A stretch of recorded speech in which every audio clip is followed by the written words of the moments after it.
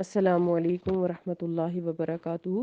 رب اشرح لی صدری ویسر لی امری واحلل عقدۃ من لسانی یفقہوا قولی ربنا زدنا علما اللہم فقہنا فی الدین۔ آیت نمبر 274 سورہ البقرہ تک ہم پڑھ چکے، پچھلی آیات کو تھوڑا سا دہرا لیتے ہیں۔ اعوذ باللہ من الشیطان الرجیم، بسم اللہ الرحمن الرحیم۔ لیسا علیک ہداہم ولکن اللہ یہدی من یشاء۔ اے نبی صلی اللہ علیہ وسلم، ان کی ہدایت تمہارے ذمہ نہیں بلکہ ہدایت تو اللہ جسے چاہتا ہے دیتا ہے، اور جو مال تم خرچ کرو گے تو یہ تمہارے اپنے فائدے کے لیے ہوگا، اور تم محض اللہ کی رضا ہی کے لیے ہی خرچ کرتے ہو، اور تم جو مال بھی خرچ کرو گے اس کا تم کو پورا پورا اجر ملے گا، اور تم پر کوئی ظلم نہیں کیا جائے گا۔ صدقہ و خیرات ان نادار لوگوں کے لیے ہیں جو اللہ کی راہ میں ایسے گر گئے ہیں کہ اپنی معاش کے لیے زمین میں دوڑ دھوپ نہیں کر پاتے۔ ناواقف لوگ ان کے سوال نہ کرنے کی وجہ سے ان کو مالدار خیال کرتے ہیں۔ تم ان کے چہروں سے ان کو پہچان لوگے، وہ لوگوں سے لپٹ لپٹ کر نہیں مانگتے۔ تم جو مال بھی خرچ کرتے ہو اللہ کو خوب معلوم ہے۔ جو لوگ دن رات اپنا مال خفیہ اور اعلانیہ خرچ کرتے ہیں ان کے لیے ان کے رب کے پاس اجر ہے، انہیں نہ کوئی خوف ہوگا نہ وہ غمگین ہوں گے۔ آج کی آیات دیکھ لیتے ہیں۔ آج کی آیات ربا یعنی سود کے بارے میں ہے۔ الذین یأکلون الربا لا یقومون الا کما یقوم الذی یتخبطہ الشیطان من المس ذالک بأنہم قالوا انما البیع مثل الربا وأحل اللہ البیع وحرم ربا فمن جاءہ موعظۃ من ربہ فانتہی فلہ ما سلف وامرہ الی اللہ ومن عاد فاولئک اصحاب النار ہم فیہا خالدون۔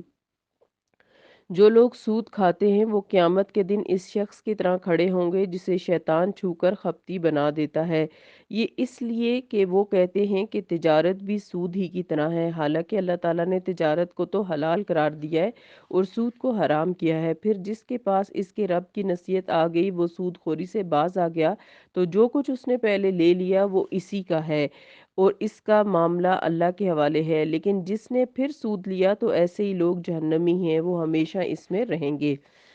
تو آج کی آیات میں سود کے بارے میں بتایا جا رہا ہے۔ جو لوگ سود کھاتے ہیں وہ قیامت کے دن اس شخص کی طرح کھڑے ہوں گے جسے شیطان چھو کر خپتی بنا دیتا ہے۔ ربا کے لغوی معنی تو اضافے یا زیادتی کے ہیں، لیکن اصطلاحاً یہ لفظ سود کے معنوں میں استعمال ہوتا ہے، یعنی وہ اضافی مال یا رقم جو قرض دار سے اصل کے علاوہ وصول کی جائے، یعنی ہر وہ مال جو اپنے ساتھ نفع کھینچ لائے بغیر محنت کے، وہ سود کہلاتا ہے۔ اس آیت میں سود خور کی نفسیاتی کیفیت کی تصویر کشی کی گئی ہے۔ دراصل آخرت سے غافل انسان جب مال کی شدید محبت میں گرفتار ہو جاتا ہے تو مال و زر میں اضافہ کرنا اس کی زندگی کا مقصد بن کر رہ جاتا ہے۔ پھر مال و متاع جتنا زیادہ بڑھتا ہے اتنی ہی اس کی ہرس اور طمع بڑھتی رہتی ہے، اور ہر جائز اور ناجائز طریقے سے مال حاصل کرنے اور جمع کرنے میں لگا رہتا ہے، یہاں تک کہ موت سے ہمکنار ہو کر قبر میں اتر جاتا ہے۔ سورۃ تکاثر آیت نمبر 1 اور 2 میں آتا ہے۔ یہ بندنصیب جس مال کے حصول میں سختیاں جھیلتا ہے اس کو اپنی اور اپنے اہل و عیال تک کی ضروریات پر خرچ کرنے میں بخل کرنے لگتا ہے۔ بالالفاظ دیگر اس کو اپنی جان اور گھر والوں سے بھی زیادہ مال سے محبت ہو جاتی ہے، یہاں تک کہ خود غرضی، زر پرستی اور حصول مال کی دوڑ اس کو خپتی یا دیوانہ بنا دیتی ہے۔ وہ اسی حال میں مر جاتا ہے، پھر اسی حال میں اٹھا کھڑا کیا جاتا ہے۔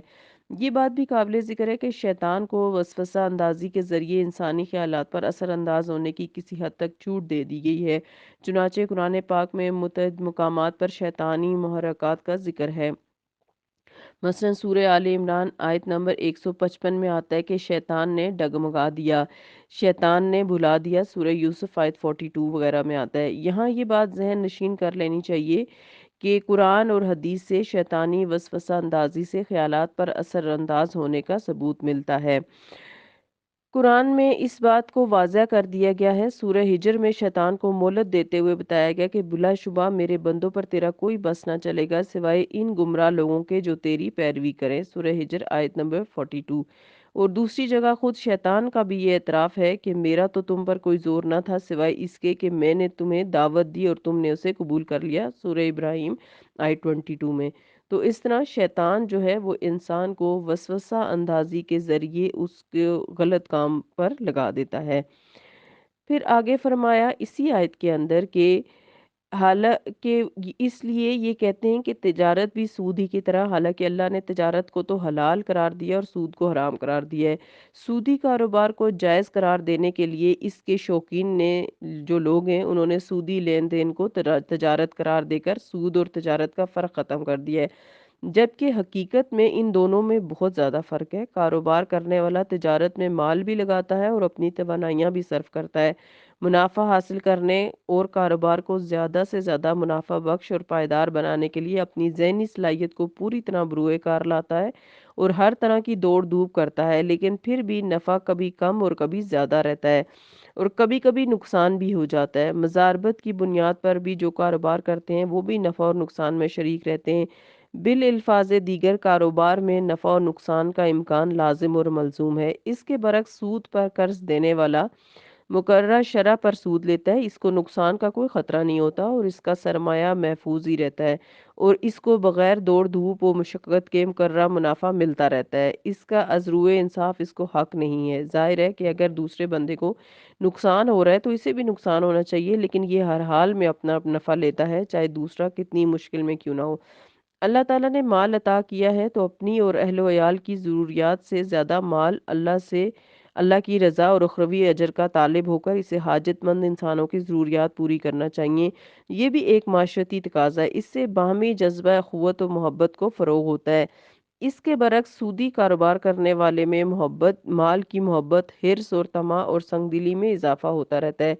माल के ज़रिए माल बढ़ाने का ज़रप्रस्ताना रुझान फ़रोग़ पाता है। दूसरी तरफ तंगदस्त और नादार और परेशान हाल से तो दिया हुआ माल हक़ होते हुए भी तलब करना मुनासिब मालूम नहीं होता। बढ़ा-चढ़ाकर वापस लेना तो ऐसा ज़ालिमाना अंदाज़ है, जिससे माशरे में हसद और नफ़रत ही के जरासीम पैदा होते हैं और इसके नतीजे में बाहमी बुग़्ज़ और अदावत, लूट-मार, कुछ तो खून का माहौल जन्म लेता है। अल्लाह ताला ने कारोबार को हलाल और सूद को हराम करार दिया है। इसमें और भी बहुत सी हिकमतें हैं। सूदी कारोबार को तिजारत करार देने के लिए ये इस्तदलाल भी किया जाता है कि इस ज़माने में ज़ाती लेन-देन में बढ़ा-चढ़ाकर सूद लिया जाता था। कुरान में इसी को हराम करार दिया है, जबकि आजकल तो तिजारती और सनअती फ़रोग़ के लिए बड़े पैमाने पर कर्ज़े लिए जाते हैं, जो बरज़ा और रग़बत होते हैं और शरअ भी मुनासिब होती है। ये कुरून ऊला के सूदी निज़ाम से मुख्तलिफ़ है, इसलिए हराम नहीं। ये तर्ज़ इस्तदलाल बहुत ही नाक़िस और बिल्कुल बातिल है। ऐसा नहीं है, अल्लाह ताला ने सूद को मुतलक़न हराम ही करार दिया है और सूद इस ज़ायद रकम को कहते हैं जो कर्ज़ पर दी हुई असल रकम से ज़्यादा हो या उधार ली हुई चीज़ की असल कीमत से ज़्यादा हो, ख्वाह वो कीमत कुछ अरसे के बाद यकमुश्त अदा की जाए या किस्तों में। और ये भी याद रखा जाए कि बाहमी रज़ामंदी हलाल और जायज़ मामलात में होती है, ना कि हराम और नाजायज़ अमूर में। बाहमी रज़ामंदी से हलाल को हराम और जायज़ को नाजायज़ तो करार नहीं दिया जा सकता। मसलन जुआ या ज़िना वग़ैरह को। इसी तरह जो चीज़ हराम है, भला इसकी कलील तादाद या मिक़दार कैसे हलाल हो सकती है?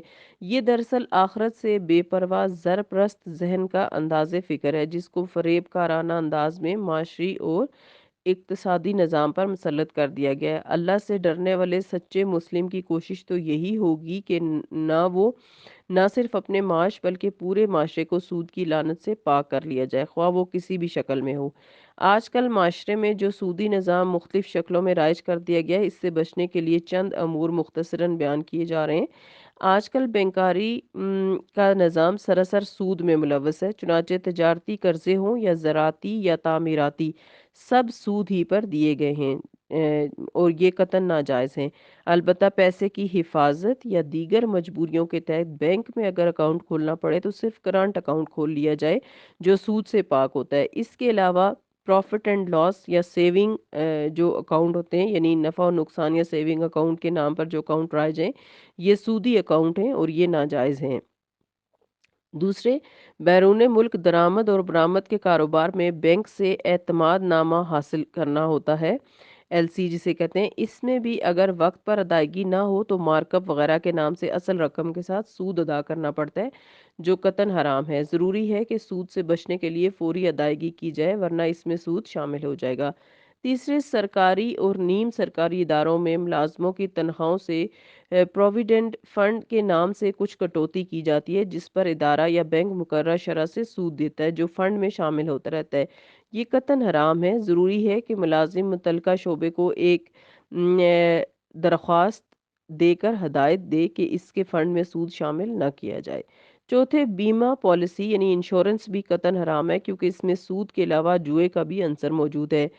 پانچویں، اسی طرح پرائز بانڈز میں سود اور جوا ہوتا ہے۔ سرکاری سرپرستی میں حاصل شدہ لوگوں کی رقم پر جمع کیے ہوئے سود کو بطور انعام قرعہ اندازی کے ذریعے تقسیم کر دیا جاتا ہے، جو بلا شبہ حرام ہے۔ چھٹے، قسطوں پر اشیاء کی خرید و فروخت کے کاروبار میں نقد قیمت کے مقابلے میں کچھ زیادہ رقم ادا کی جاتی ہے، جو سود ہے، اور یہ کاروبار حرام ہے۔ اس لیے ان ساری چیزوں سے بچنا چاہیے۔ اسی طرح اسی آیت کے اندر فرمایا کہ جو کوئی جو کچھ اس نے پہلے یعنی جو پھر جس کے پاس اس کے رب کی نصیحت آ گئی وہ سود خوری سے باز آ گیا، تو جو کچھ اس نے پہلے لے لیا وہ اسی کا ہے، اس کا معاملہ اللہ کے حوالے ہے۔ لیکن جس نے پھر سود لیا تو ایسے ہی لوگ جہنمی ہیں، وہ ہمیشہ اسی میں رہیں گے۔ سود کی حرمت کی آیات نازل ہونے کے بعد رسول اللہ صلی اللہ علیہ وسلم نے مسجد میں آ کر ان کو تلاوت فرمایا اور شراب کے کاروبار کو بھی حرام قرار دیا، بخاری میں آتا ہے۔ پھر اس کے بعد تو ایمان والوں پر سودی لین دین قطعی حرام ہو گیا، لیکن پہلے لیا ہوا واپس کرنا لازم قرار نہیں دیا گیا اور اس کا معاملہ اللہ کے حوالے کر دیا گیا، وہ چاہے تو معاف فرما دے۔ سود کی حرمت کی یہ آیات تو آخری دور میں نازل ہوئی، لیکن سود کی مذمت تو اس سے پہلے بھی کر دی گئی۔ سورہ روم آیت نمبر 39 میں فرمایا، پھر بڑھا چڑھا کر سود لینے سے منع کیا گیا۔ آل عمران آیت نمبر 13 میں بھی فرمایا گیا۔ تو اگلی آیت میں آیت نمبر 276 میں، یمحق اللہ الربا ویربی الصدقات واللہ لا یحب کل کفار اثیم۔ اللہ سود کو مٹاتا ہے اور صدقات کو بڑھاتا ہے، اللہ کسی ناشکرے گناہگار کو پسند نہیں کرتا۔ بظاہر سودی لین دین میں مال بڑھتا ہوا نظر آتا ہے، لیکن فی الحقیقت یہ ہلاکت اور بربادی کا سبب بنتا ہے۔ باللحاظ انجام تو یہ سراسر خسارہ ہی ہے۔ دنیا میں بھی سود خور خیر و برکت سے محروم رہتا ہے اور حقیقی سکون اور اطمینان قلب اسے کبھی میسر نہیں آتا۔ اس کے برعکس اللہ اور یوم آخرت پر ایمان رکھنے والا اللہ کے دیے ہوئے حلال اور طیب مال سے اپنی اور اہل و عیال کی ضروریات پوری کرنے کے ساتھ ساتھ اپنے مالک کی رضا و خوشنودی کی خاطر خلوص نیت سے مساکین و حاجت مندوں پر بھی خرچ کرتا ہے۔ اس کے لیے 10 گنا سے لے کر 700 گنا تک اجر کا وعدہ تو ہے ہی، لیکن دنیا میں بھی اس کے مال اور اولاد میں خیر و برکت ہوتی ہے اور وہ اپنی اعلیٰ ظرفی اور فراخ دلی کے سبب خاندان اور معاشرے میں بھی عزت و وقار کا مقام پا لیتا ہے۔ اس کے علاوہ ایک دوسرا پہلو یہ بھی قابل غور ہے، سودی لین دین میں سود خور کے اندر مالی محبت اور حرص اور طمع میں جہاں اضافہ ہوتا ہے، وہاں بغیر محنت اور مشقت مال کے ذریعے مال کو بڑھانے کے رجحان کو تقویت ملتی ہے اور اس طرح معاشرے میں مادہ پرستانہ جراثیم سرایت کرتے رہتے ہیں اور انسانی اوصاف کا کلا کما ہوتا رہتا ہے۔ ایسا معاشرہ جلد ہی روبہ زوال ہو جاتا ہے۔ اس کے برعکس صدقات زکوٰۃ کے نظام میں باہمی خلوص اور محبت اور ہمدردی کے جذبات پروان چڑھتے ہیں، معذور اور تنگ دست بھی اپنے پیروں پر کھڑے ہونے کے قابل ہو جاتے ہیں اور سود سے پاک مالی تعاون اور اشتراک کے ذریعے صنعت و کاروبار میں ترقی ہوتی ہے اور ایک صالح باعزت و باوقار معاشرے کی تعمیر اور کی راہ ہموار ہوتی ہے۔ دراصل بعض لوگ یہ دیکھ کر غلط فہمی کا شکار ہو جاتے ہیں کہ سودی لین دین کے نے قرضوں کی سہولت بہم پہنچا کر کاروبار اور ٹیکنالوجی کے لیے میدان وسیع کر دیا ہے۔ حقیقت یہ کہ جو معاشرے اور ممالک اس لعنت میں گرفتار ہوئے، ان میں اخلاقی انسانی ہمدردی اور صلہ رحمی کے اوصاف کا تو فقدان ہو گیا اور مادیت، مال سے محبت اور خود غرضی کی خصلتوں نے ان کے معاشرتی سکون اور خاندانی ہم آہنگی کو تباہی سے دوچار کر دیا اور بین الاقوامی سطح پر بھی انسانی معاشرہ ہلاکت کی طرف دوڑا چلا جا رہا ہے۔ اندازہ کیجئے کہ کیسا ہلاکت خیز اور تباہ کن ہے یہ سودی نظام، جس میں دنیا اور آخرت دونوں ہی کی بربادی ہے۔ ابھی یہ سود کی آیات چل رہی ہیں، انشاءاللہ تعالیٰ ان کو ہم مزید کل دیکھیں گے۔ اللہ تعالیٰ ہم سب کو سود جیسی لعنت سے بچنے کی توفیق دے، ہمارے دلوں میں دنیا اور پیسے کی لالچ نہ آنے دے اور ہمیں تقوی عطا فرمائے اور بہترین عمل کی توفیق دے، آمین۔ سبحانک اللہم و بحمدک، نشہد ان لا الہ الا انت، نستغفرک و نتوب الیک۔ السلام علیکم ورحمۃ اللہ وبرکاتہ۔